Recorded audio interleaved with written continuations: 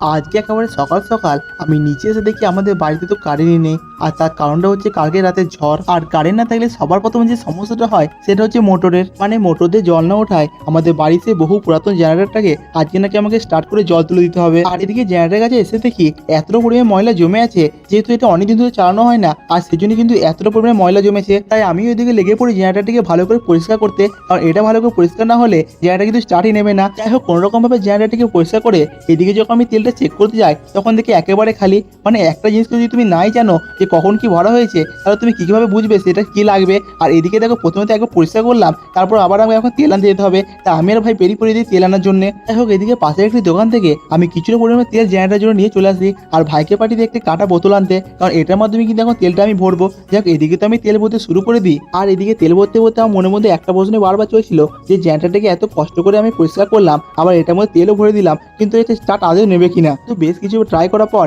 এদিকে কিন্তু finally generator start নিয়ে নেয়। যাই হোক, আজকে তো এত কষ্ট করে আমি জেনারেটার স্টার্ট করে দিলাম, কিন্তু জানি না কারেন্টটা আজকে আবার কখন আসবে।